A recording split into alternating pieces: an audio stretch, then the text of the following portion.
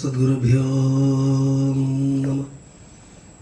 ഓം സഹനാവതു സഹനോ ഭുനക്തു സഹ വീര്യം കരവാവഹൈ തേജസ്വിനാവധീതമസ്തു മാ വിദ്വിഷാവഹൈ. ഓം ശാന്തി ശാന്തി ശാന്തി.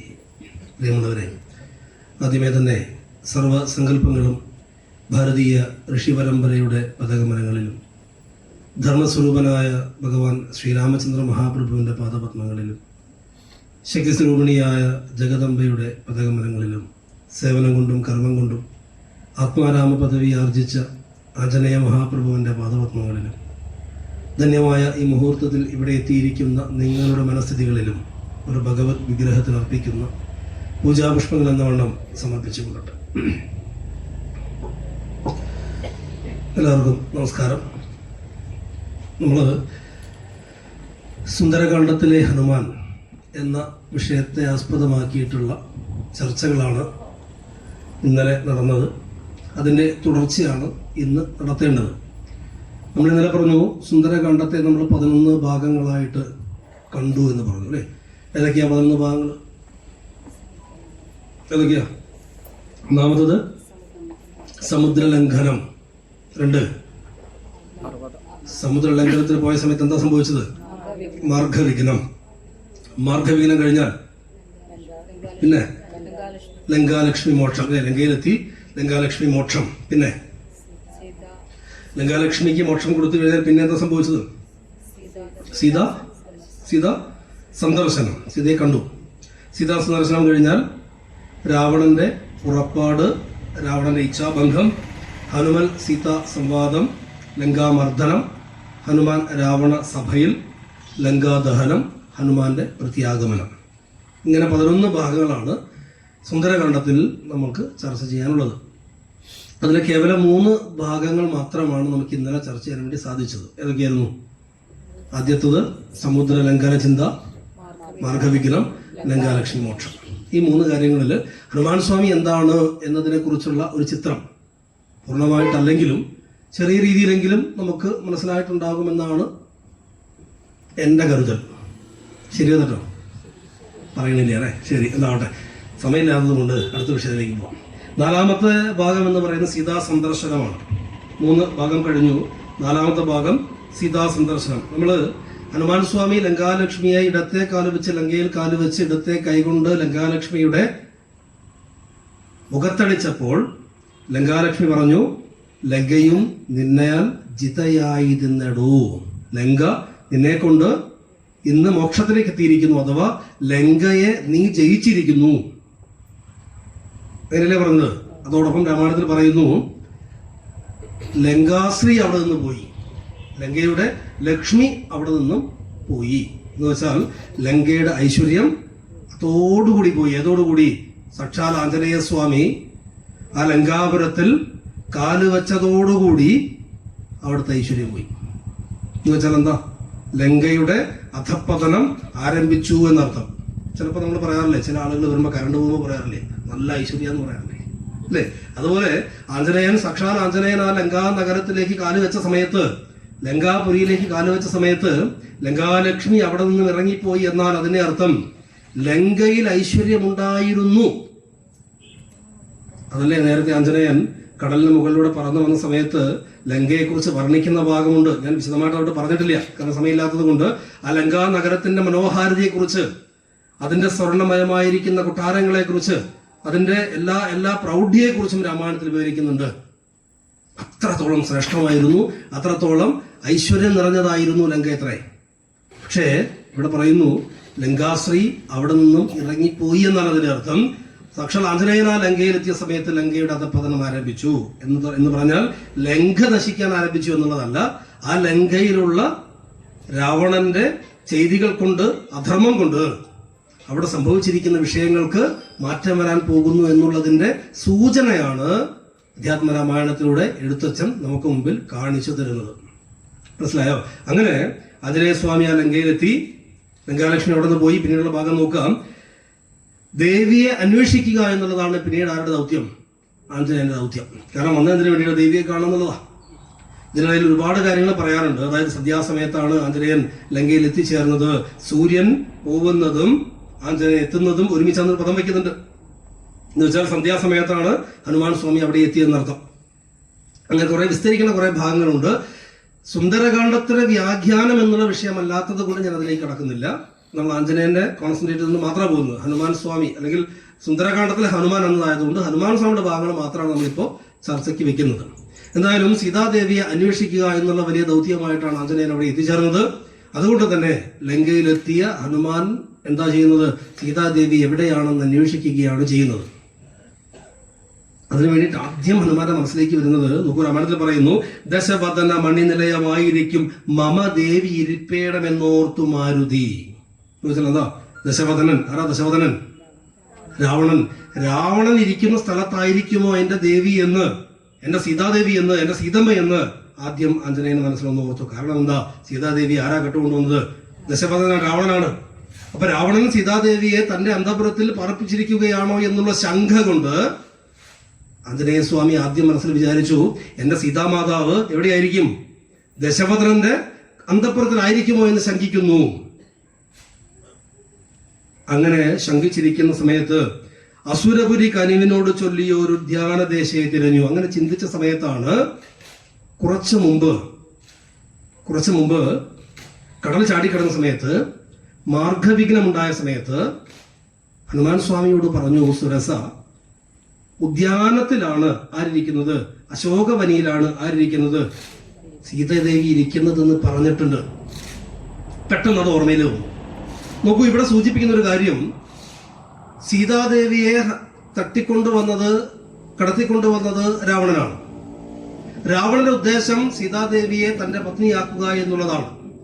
ഈ രണ്ട് വിഷയത്തെ ചിന്തിച്ചുകൊണ്ടാണ് ആഞ്ജനേയന്റെ മനസ്സിലേക്ക് ആദ്യം എന്ത് വരുന്നത്? ദശവദനന്റെ അഥവാ രാവണന്റെ അന്തഃപുരത്തിലായിരിക്കുമോ സീതാദേവി എന്ന് ശങ്കിക്കുന്നത്. പക്ഷെ അതിനു മുമ്പേ തന്നെ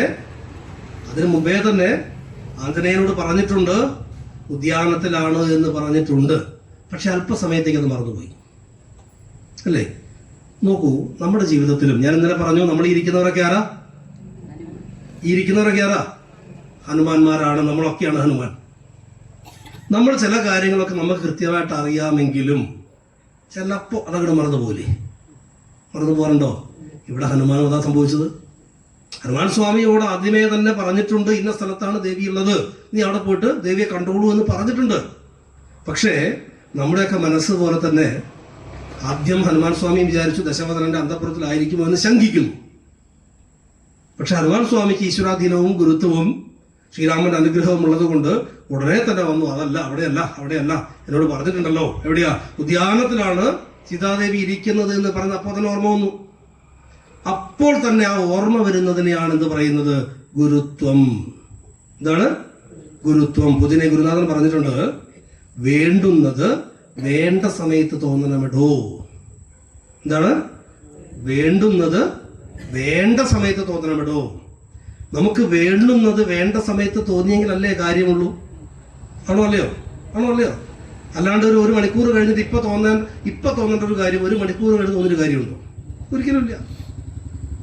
വേണ്ടുന്നത് വേണ്ട സമയത്ത് തോന്നാനുള്ള അനുഗ്രഹത്തെയാണ് ഈശ്വരാധീനമെന്നും ഗുരുത്വമെന്നും ഒക്കെ വിളിക്കുന്നത്. ഇവിടെ ആഞ്ജനേയ സ്വാമിക്ക് ഭഗവാൻ ശ്രീരാമചന്ദ്ര മഹാപ്രഭുവിന്റെ അനുഗ്രഹം അവോളം ഉള്ളത് കൊണ്ട് വേണ്ടുന്നത് വേണ്ട സമയത്ത് തോന്നുകയും അത് ഉൾക്കൊള്ളുവാൻ ആഞ്ജനേയ സ്വാമിക്ക് കഴിയുകയും ചെയ്തു. മനസ്സിലാവുന്നുണ്ടോ? നമ്മളൊക്കെ രാമായണത്തെ ഉപാസിക്കുമ്പോൾ, സുന്ദരകാന്ഡത്തെ ഉപാസിക്കുമ്പോൾ, ആഞ്ജനേയനെ ഉപാസിക്കുമ്പോൾ, ആഞ്ജനേയനെ മുറുകെ പിടിച്ചാൽ ഉറപ്പായിട്ടും വേണ്ടുന്നത് വേണ്ട സമയത്ത് തോന്നുക തന്നെ ചെയ്യും. അതൊരു തർക്കമാണ്. അപ്പൊ ഇവിടെ അത്തരത്തിൽ ആഞ്ജനേയന് മനസ്സിലായി, ഉദ്യാനദേശത്താണ് ആരുള്ളത്? സീതാദേവി ഉള്ളത് ഉദ്യാനത്തിലാണെന്ന് മനസ്സിലായി.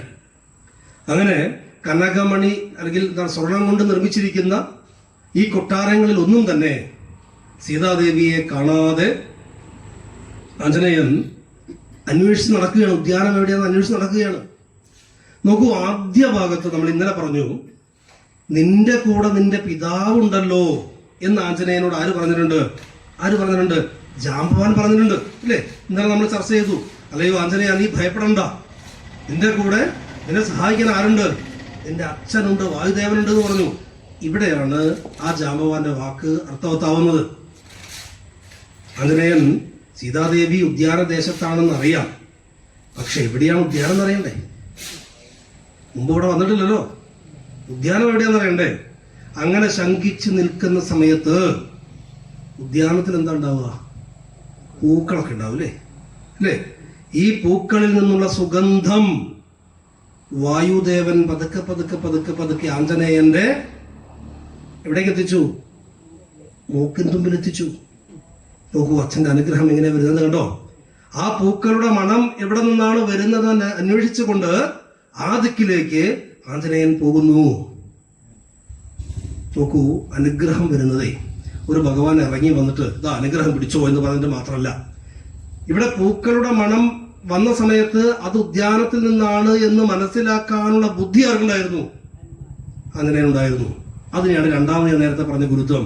വേണ്ടുന്നത് വേണ്ട സമയത്ത് തോന്നണമെടോ. ഇവിടെ ആ പൂക്കളുടെ സുഗന്ധം വന്ന സമയത്ത് ആഞ്ജനേയന് മനസ്സിലായി, ഇത് തന്റെ പിതാവ് തന്നെ സഹായിക്കുന്നതിന് വേണ്ടി വന്നതാണ്. ഈ പൂക്കളുടെ സുഗന്ധം വരും ദിക്കിലാണ് ഉദ്യാനം എന്ന് ആർക്ക് മനസ്സിലാവുന്നു? ആഞ്ജനേയന് മനസ്സിലാവുന്നു. പറയുന്നത് മനസ്സിലായോ? ആ പിതാവിന്റെ അനുഗ്രഹം കൊണ്ട് ഉദ്യാനദേശത്തിലേക്ക് ആഞ്ജനേയൻ പതുക്കെ പതുക്കെ പതുക്കെ അങ്ങോട്ട് എത്തിച്ചേരുകയാണ്. അപ്രകാരം ആഞ്ജനേയ സ്വാമി ആ ഉദ്യാനത്തിലേക്ക് പോകുമ്പോൾ രാമായണത്തിൽ പറയുന്നു, ഉന്നതമായുള്ള ശിംശപാവൃക്ഷവും അതിനികടമഖില ജഗദീശ്വരി തന്നെയും ആശുകനാശു കാട്ടിക്കൊടുത്തിടിനാൻ. ആശുകനെന്നാൽ വായുദേവൻ. വലിയൊരു വൃക്ഷം. ഏത് വൃക്ഷമാണ്? ശിംശപാവൃക്ഷവും. ആ ശിംശപാവൃക്ഷത്തിന്റെ ചുവട്ടിൽ സീതാദേവി ഇരിക്കുന്നതും ആശുകൻ കാണിച്ചു കൊടുത്തു, വായുദേവൻ കാണിച്ചു കൊടുത്തു, പിതാവ് കാണിച്ചു കൊടുത്തു. ഈ അനുഗ്രഹത്തെയാണ് നേരത്തെ ആര് പറഞ്ഞത്? ജാമ്പവാൻ പറഞ്ഞത്. അല്ലയോ ആഞ്ജനേയ, നീ ഭയപ്പെടേണ്ട കാര്യമില്ല, നിനക്ക് നിന്റെ പിതാവ് കൂടെയുണ്ട്, ശ്രീരാമസ്വാമി കൂടെയുണ്ട്, അവരുടെ അനുഗ്രഹം കൂടെയുണ്ട്. അതാണ് ആഞ്ജനേയൻ പറഞ്ഞത്, ഞാനെന്തിന് ഭയപ്പെടണം?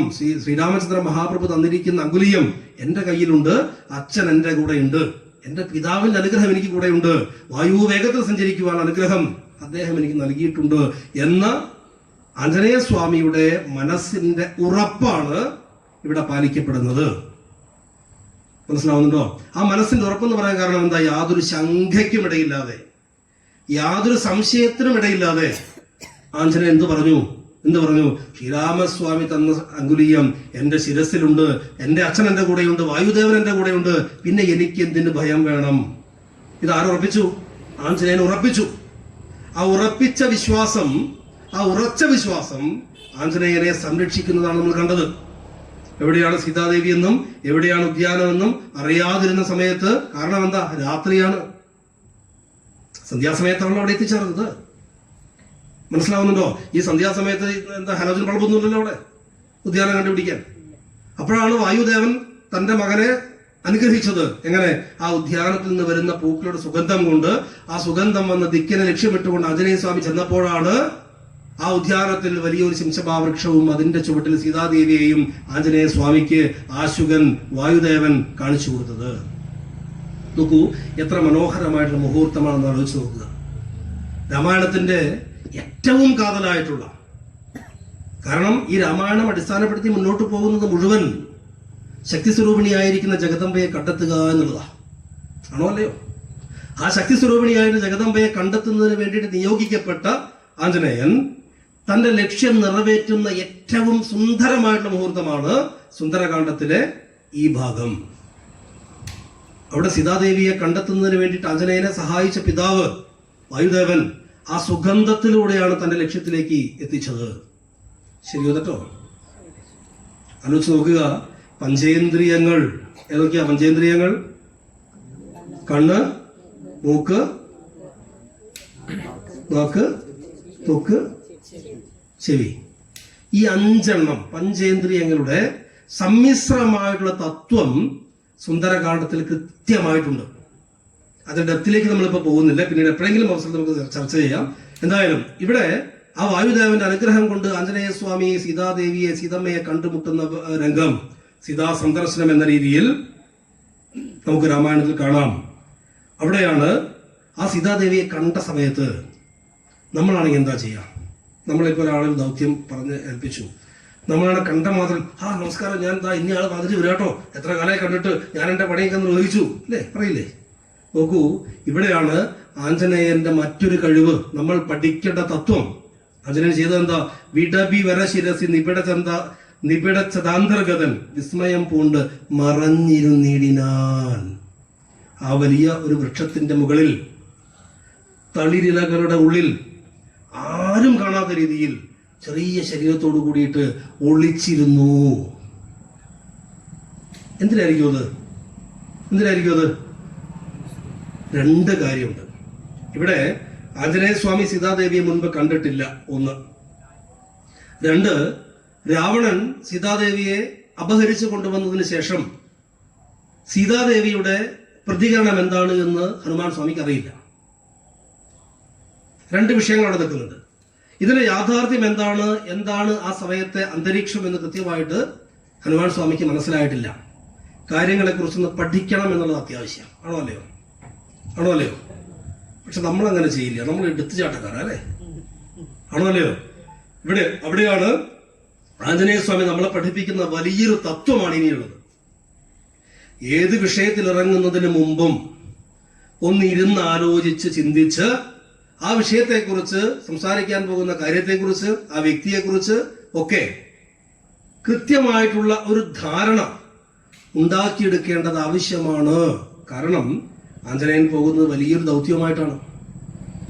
അതുകൊണ്ട് ആ സാഹചര്യത്തെ മനസ്സിലാക്കാൻ വേണ്ടിയിട്ടാണ് ആ വലിയ മരത്തിന്റെ മുകളിൽ ഇലകളുടെ ഇടയിൽ ആഞ്ജനേയൻ ഒളിച്ചിരിക്കുന്നത്. ആ ഒളിച്ചിരിക്കൽ മാത്രമല്ല, ആ മരത്തിന്റെ മുകളിൽ ഇരുന്നുകൊണ്ട് താഴേക്ക് ഇങ്ങനെ സന്തോഷത്തോടുകൂടി നോക്കുകയാണ്. കാരണം എന്താ? എന്റെ സീതാമാതാവ് അവിടെ ഇരിക്കുന്നു. ഭഗവാൻ ശ്രീരാമചന്ദ്ര മഹാപ്രഭു എന്തിനാണോ കാത്തിരിക്കുന്നത്, ആ കാത്തിരിക്കുന്ന ശുഭമുഹൂർത്തത്തിന്റെ പ്രധാനപ്പെട്ട ആളായിട്ട് എനിക്ക് മാറാൻ സാധിച്ചിരിക്കുന്നു. ഇങ്ങനെയുള്ള ആത്മനിർവൃതിയോടുകൂടിയിട്ട് ഞാൻ വലിയൊരു ദൗത്യം ചെയ്ത് പൂർത്തീകരിച്ചിരിക്കുന്നു എന്ന ആത്മനിർവൃതിയോടുകൂടിയിട്ടാണ് ആഞ്ജനേയൻ ആ മരത്തിന്റെ മുകളിൽ സന്തോഷത്തോടുകൂടി ഇരിക്കുന്നത്. രാമായണത്തിൽ പറയുന്നു, കമലമകൾ അഖില ജഗദീശ്വരി തന്നുടൽ കണ്ടേൻ. നോക്കൂ, കമലമകൾ അഖില ജഗദീശ്വരി തന്നുടൽ കണ്ടേൻ. ആ ജഗദീശ്വരി ആയിരിക്കുന്ന ദേവിയുടെ ഉടൽ ശരീരം, അല്ലയോ രാമ, ഞാൻ കണ്ടു. എന്ത് സന്തോഷം ആലോചിച്ചു നോക്കൂ. എന്നിട്ട് പറയുന്നു, കൃതാർത്ഥോസ്മ്യഹം. ഞാൻ കൃതാർത്ഥനായി. ഒരു തവണയല്ല പറയുന്നത്. ഇവിടെ വരികളിൽ 2 തവണ എഴുതി ചേർത്തപ്പോൾ എഴുത്തച്ഛൻ 2 തവണ കൃതാർത്ഥോസ്മ്യഹം എന്ന് പറയുമ്പോൾ ഞാൻ കൃതാർത്ഥനായി എന്ന് 2 തവണ എഴുതിയതിന്റെ ഉദ്ദേശം അത്രത്തോളം സന്തോഷം, ആനന്ദം ആർക്കുണ്ട്? ആഞ്ജനേയ സ്വാമിക്കുണ്ട്. അത് പ്രസ്താവിക്കാൻ വേണ്ടിയിട്ടാണ്, നമ്മളെ ബോധ്യപ്പെടുത്താൻ വേണ്ടിയിട്ടാണ് ആ പദം പോലും 2 തവണ ഉപയോഗിച്ചിരിക്കുന്നത്. അല്ലയോ സീതാദേവിയുടെ ശരീരം ഞാൻ കണ്ടു, ഞാൻ കൃതാർത്ഥനായി എന്ന് സന്തോഷത്തോടുകൂടി. പക്ഷെ തുള്ളിച്ചാടാൻ പറ്റുമോ? പറ്റില്ല. എവിടെ ഇരിക്കുന്നത്? മരത്തിന്റെ മുകളിൽ ഒളിഞ്ഞിരിക്കുകയാണ്. ഇത് നമ്മളെ പഠിപ്പിക്കുന്നത്, നമ്മുടെ ഉള്ളിൽ ഒരുപാട് ആനന്ദമുണ്ടെങ്കിലും ചില അവസരങ്ങളിൽ അത് നമുക്ക് എന്ത് ചെയ്യാൻ പറ്റില്ല, പ്രകടിപ്പിക്കാൻ പറ്റില്ല. ആ സാഹചര്യം അനുകൂലമാണോ എന്ന് പഠിക്കേണ്ടതുണ്ട്. അവിടെ ആഞ്ജനേയൻ തുള്ളിച്ചാടി നടന്നിരുന്നുവെങ്കിൽ ഒരുപക്ഷെ ഈ കഥ തന്നെ ചിലപ്പോൾ മാറിപ്പോയാൽ പറഞ്ഞ് മനസ്സിലാവുന്നുണ്ട്. അപ്പൊ ഓരോ വരികളിലും നമ്മളെ പഠിപ്പിക്കാനുള്ള ഒട്ടനവധി തത്വങ്ങൾ ഉണ്ട് എന്നർത്ഥം. എന്തായാലും കൃതാർത്ഥോസ്മ്യം എന്ന് കഴിഞ്ഞിട്ട് പറയുന്നു, ദിവസകര കുലപതി രഘുത്തമൻ കാര്യവും ദീനത എന്നിയെ സാധിച്ചു തിന്നു ഞാൻ. ശ്രീരാമചന്ദ്ര മഹാപ്രഭുവിന്റെ കാര്യത്തെ യാതൊരു ദുഃഖവുമില്ലാതെ, യാതൊരു തടസ്സവുമില്ലാതെ, അല്ലയോ രാമ, എനിക്കിന്ന് സാധിക്കുവാൻ എന്നെ കൊണ്ട് ഇത് സാധിച്ചു എന്ന് ആഞ്ജനേയൻ ആത്മനിർവൃതി കൊള്ളുന്നു. ആ മരത്തിന്റെ മുകളിൽ, ആ ഇലക്കൂട്ടത്തിന്റെ ഉള്ളിൽ ഇരുന്നു കൊണ്ട്. മനസ്സിലായോ? അതാണ് സീതാ സന്ദർശനം എന്ന 4ാമത്തെ ഭാഗം. നോക്കൂ, 1ാമത്തെ ഭാഗത്തിൽ സമുദ്ര ലംഘനം ചെയ്തു. 2ാമത് മാർഗവിഘ്നങ്ങൾ ഉണ്ടായി, അതിനെ മറികടന്നു. 3ാമത് ലങ്കയിൽ പ്രവേശിച്ചു, ലങ്കാലക്ഷ്മിക്ക് മോക്ഷം കൊടുത്തു. തുടർന്ന് ലങ്കാനഗരത്തിന്റെ ഉള്ളിലേക്ക് പ്രവേശിക്കുന്നു, സീതാദേവിയെ അന്വേഷിക്കുന്നു. വായുദേവന്റെ അനുഗ്രഹം കൊണ്ട് സീതാദേവി ഇരിക്കുന്ന ഉദ്യാനദേശത്തിലേക്ക് ആഞ്ജനേയൻ എത്തുന്നു. അവിടെ എത്തുന്ന സമയത്ത് ആ വലിയ മരത്തിന്റെ ചുവട്ടിൽ സീതാദേവി ഇരിക്കുന്ന കാഴ്ച കാണുന്നു. അതീവ സന്തോഷത്തോടുകൂടി മരത്തിന്റെ മുകളിൽ ഇലകൾക്കുള്ളിൽ ഒളിഞ്ഞിരുന്നു കൊണ്ട് ശ്രീരാമചന്ദ്ര മഹാപ്രഭുവിന്റെ പത്നിയായിരിക്കുന്ന ജഗദീശ്വരിയായിരിക്കുന്ന സീതാദേവിയെ കണ്ടുകൊണ്ട് ഞാൻ കൃതാർത്ഥനായി എന്ന് പറയുന്ന ആഞ്ജനേയന്റെ മനസ്സിനെ നമ്മൾ കാണണം. ഇവിടെ നമ്മൾ പഠിക്കേണ്ടത്, നമ്മുടെ ജീവിതത്തിൽ ഒട്ടനവധി ദൗത്യങ്ങൾ നമുക്ക് നിറവേറ്റാനുണ്ടാകും. ആ ദൗത്യങ്ങൾ നിറവേറ്റുന്ന സമയത്ത് എവിടെയാണോ സന്തോഷിക്കേണ്ടത് ആ സമയങ്ങളിൽ ഒരുപക്ഷെ നമുക്ക് സന്തോഷിക്കാൻ സാധിച്ചു എന്ന് വരില്ല. പറഞ്ഞത് മനസ്സിലായോ? സന്തോഷിക്കാൻ സാധിച്ചിട്ടില്ലെങ്കിലും ഉള്ളിൽ ഹനുമാൻ എന്തു പറഞ്ഞു? കൃതാർത്ഥോസ്മ്യഹം. രാമന്റെ ആ ദൗത്യം എനിക്ക് നിറവേറ്റുവാൻ സാധിച്ചുവല്ലോ, രാമന്റെ കൃപ കൊണ്ട്, എന്റെ മേന്മ കൊണ്ടല്ല, രാമന്റെ കൃപ കൊണ്ട്. അത്രയും സമർപ്പണ മനോഭാവത്തോടുകൂടി അർപ്പിത മനസ്സോടുകൂടിയിട്ടാണ് ആഞ്ജനേയൻ തന്റെ ഓരോ കർത്തവ്യങ്ങളും ചെയ്തിട്ടുള്ളത്, നമ്മളെ പഠിപ്പിച്ചിട്ടുള്ളത്. മനസ്സിലായോ? കേവലം ഒരു കടയിൽ പോയിട്ട് ഒരു പലചരക്ക് വാങ്ങാൻ പോകുന്ന സമയത്ത് അവിടെ നിന്ന് എന്തെങ്കിലും വിശേഷപ്പെട്ട ഒരു ബേക്കറി വാങ്ങാൻ നമുക്ക് പറ്റിയാൽ നമ്മൾ അതിനെക്കുറിച്ച് എന്തെല്ലാം ഗീർവാണം അടിക്കില്ലേ? ഞാൻ അവിടെ പോയപ്പോൾ അവിടെ ഇങ്ങനെ കണ്ടു, ഞാൻ എടുത്തുകൊണ്ടുവന്നു, ഞാൻ വാങ്ങി, ഞാൻ എന്നുള്ളത് കേവലം ഒരു ചെറിയൊരു വസ്തുവിൽ പോലും നമ്മൾ അടിച്ചേൽപ്പിക്കാറുണ്ട്. അവിടെയാണ് ആഞ്ജനേയന്റെ ഈ ഒരു സ്വഭാവ മഹിമയെ നമ്മൾ മനസ്സിലാക്കേണ്ടത്. എന്തായാലും അങ്ങനെ സീതാ സന്ദർശനം, ആ മരത്തിന്റെ മുകളിൽ ഇരുന്നു കൊണ്ട് സീതാദേവിയെ കണ്ണിറെ കണ്ടുകൊണ്ടിരിക്കുന്ന സമയത്ത് അടുത്ത അഞ്ചാമത്തെ ഭാഗം രാവണന്റെ പുറപ്പാട്. രാവണൻ സീതാദേവിയുടെ സമീപത്തേക്ക് വരുന്ന രംഗമാണ് രാവണന്റെ പുറപ്പാട്. ആ മരത്തിന്റെ മുകളിൽ ഇരുന്നു കൊണ്ട് ആഞ്ജനേയൻ ഇങ്ങനെ സീതാദേവിയെ കണ്ടുകൊണ്ട് നിൽക്കുന്ന സമയത്ത് ചില ഘോഷ ശബ്ദങ്ങൾ കേൾക്കായി. രാമായണത്തിൽ പറയുന്നു, ചില ഘോഷ ശബ്ദങ്ങൾ കേൾക്കായി. പെരുമ്പറ പോലെയുള്ള ശബ്ദങ്ങൾ, ഇടിമുഴക്കം പോലെയുള്ള ശബ്ദങ്ങളൊക്കെ കേൾക്കാൻ തുടങ്ങി. കിമിതമിതി സപതി കിസലയ ചല നീലിനായി കീടവദ്ദേഹം മറച്ചുമരുവിനാൽ. ആ പ്രകമ്പനം കൊള്ളിക്കുന്ന ശബ്ദകോലാഹലങ്ങൾ കേട്ടപ്പോൾ തന്റെ ശരീരത്തെ കീടവദ്ദേഹമായിട്ട്, ഒരു കീടത്തെ പോലെ ചെറിയ ശരീരമാക്കിയിട്ട് ആഞ്ജനേയൻ ആ ഇലകൾക്കുള്ളിൽ ഒളിച്ചിരുന്നു. എന്താണ് സംഭവിക്കുന്നത് എന്നറിയാൻ വേണ്ടി. എന്തൊക്കെയോ പ്രകമ്പനങ്ങൾ കേൾക്കുന്നു, ശബ്ദങ്ങൾ കേൾക്കുന്നു. അതെന്താണെന്ന് അറിയാൻ വേണ്ടിയിട്ടാണ് തന്റെ ദേഹത്തെ കീടവദ്ദേഹമാക്കിക്കൊണ്ട് ഇലകൾക്കുള്ളിലേക്ക് ഒളിഞ്ഞിരുന്നത്. എന്നിട്ട് വിസ്മയത്തോട് കണ്ടു കവി കുഞ്ചരൻ. അവിടെ ഇരിക്കുന്ന സമയത്ത് വിസ്മയത്തോടുകൂടി ആഞ്ജനേയൻ ഒരു കാഴ്ച കാണുന്നു. ആ കാഴ്ചയാണ് രാവണന്റെ വരവ്. അസുര നിശിചരവരാങ്കനാവൃന്ദവും അത്ഭുതമായുള്ള ശൃംഗാരവേഷവും. രാവണന്റെ വരവിനെ കുറിച്ച് വർണ്ണിക്കുന്ന ഒരു ഭാഗമുണ്ട് രാമായണത്തില്. തോഴിമാരും പരിചാരകന്മാരും എല്ലാം ചുറ്റോട് ചുറ്റും നിന്നുകൊണ്ട് അത്രയും ആർഭാടത്തോടു കൂടിയിട്ട് രാവണന്റെ ആ സമ്പത്തിന്റെയും രാവണന്റെ ആ ഒരു ഭാവത്തെയും ഒക്കെ വർണ്ണിക്കുന്നതാണ്. ആരൊക്കെയാണ് രാവണന്റെ കൂടെ വരുന്നത്, എങ്ങനെയൊക്കെയാണ് വരുന്നത്, എന്തെല്ലാം പരിചാരകന്മാരുണ്ട് തുടങ്ങിയൊരു വർണ്ണനയുണ്ട്. അതുകൊണ്ട് വിശദമാക്കുന്നില്ല. അങ്ങനെ ആ വരവിനെയാണ് ആഞ്ജനേയൻ വിസ്മയത്തോടുകൂടി നോക്കിക്കാണുന്നത്. ഇവിടെ വ്യക്തമാക്കുന്നത് രാവണൻ എന്താണ് എന്ന് ആഞ്ജനേയനെ ബോധിപ്പിക്കുന്നു, സീതാദേവി എന്താണ് എന്ന് ആഞ്ജനേയനെ ബോധിപ്പിക്കുന്നു, രാവണനും സീതാദേവിയും തമ്മിലുള്ള ബന്ധം എന്താണ് എന്ന് ആഞ്ജനേയനെ ബോധിപ്പിക്കുന്നു. മനസ്സിലായോ? അതിനു വേണ്ടിയിട്ടാണ് ആഞ്ജനേയൻ എന്ത് ചെയ്യുന്നത്? ഈ മരത്തിന്റെ മുകളിൽ ഇരിക്കുന്നത്. എന്താണ് പ്രസന്റ് സിറ്റുവേഷൻ, അത് മനസ്സിലാക്കാൻ വേണ്ടിയ സാഹചര്യമാണ്. അതിന് രാവണൻ വരുന്നു. എന്നാൽ ഈ രാവണൻ വരാനൊരു കാരണമുണ്ട്. രാമായണത്തിൽ പറയുന്നത്, ഈ രാവണൻ വന്നുകൊണ്ടിരിക്കുന്ന സമയത്ത് രാവണന്റെ മനസ്സിലുള്ള ചിന്തയാണ്. രാവണൻ അന്ന് രാത്രി, തലേദിവസം രാത്രി ഒരു സ്വപ്നം കണ്ടു അത്രേ. ആ സ്വപ്നം ഇങ്ങനെയാണ്: കവികൾ കുലവരൻ അവിടെ യാശു ചെല്ലും മുമ്പേ കണ്ടിതു രാത്രിയിൽ സ്വപ്നം ദശാനനൻ. ഈ ആഞ്ജനേയൻ ലങ്കയിൽ എത്തുന്നതിന് മുമ്പ് രാവണൻ ഒരു സ്വപ്നം കണ്ടിരുന്നു. ആ സ്വപ്നം ഇതാണ്: രഘുജനന തിലക വചനേന രാത്രവും വരും കശ്ചിൽ കവിവരൻ കാമരൂപാന്യുതൻ. ഒരു സുന്ദരനായിട്ടുള്ള ഒരു വാനരശ്രേഷ്ഠൻ രാമന്റെ കാര്യം നിറവേറ്റുന്നതിന് വേണ്ടിയിട്ട് ലങ്കയിൽ എത്തിച്ചേരുന്നു എന്ന സ്വപ്നം ആര് കണ്ടിട്ടുണ്ട്?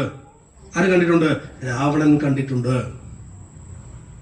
ഒരു സുന്ദരനായിട്ടുള്ള ഒരു വാനരൻ രാമകാര്യത്തിന് വേണ്ടിയിട്ട് ലങ്കയിലേക്ക് എത്തിച്ചേരുമെന്ന് ഒരു സ്വപ്നം ആര് കണ്ടു? രാവണൻ കണ്ടു. കൃപയുടെ ഒരു ക്രമി സദൃശ സൂക്ഷ്മ ശരീരനായി കൃഷ്ണൻ പുരവര മനുഷ്യ നിശ്ചലം, ഒരു സൂക്ഷ്മ ശരീരത്തോടു കൂടിയിട്ട് സീതാദേവിയെ അന്വേഷിച്ച് ആ ലങ്കാനഗരത്തിൽ മുഴുവൻ തിരഞ്ഞു നടക്കുമെന്നും തരുനികര വര ശിരസി വന്നിരുന്നാദരാൽ താർമകൾ തന്നെയും കണ്ട് രാമോദന്തമഖിലം അവളോട് പത പറഞ്ഞ് അടയാളവും ആശ കൊടുത്തുടൻ ആശ്വസിപ്പിച്ചു പോവും. സീതാദേവിയെ ലങ്കയിൽ മുഴുവൻ അന്വേഷിച്ചിട്ട് സീതാദേവിയെ കാണുകയും കണ്ടതിനു ശേഷം രാമന്റെ വൃത്താന്തം മുഴുവൻ സീതാദേവിയോട് പറഞ്ഞിട്ട് അവളെ ആശ്വസിപ്പിച്ചിട്ട് തിരിച്ചു പോകും. തുടർന്ന് പറയുന്നു, അത് പൊഴുതിൽ അവൻ അറിവതിനു ഞാൻ ചെന്നു കണ്ട് ആദ്യ വളർത്തുവാൻ വാങ്മയാസ്ത്രങ്ങളാൽ. രാവണന്റെ മഹിമയും നമ്മളിവിടെ മനസ്സിലാക്കേണ്ടതുണ്ട്.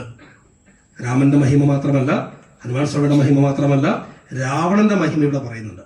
എന്താ കാരണം?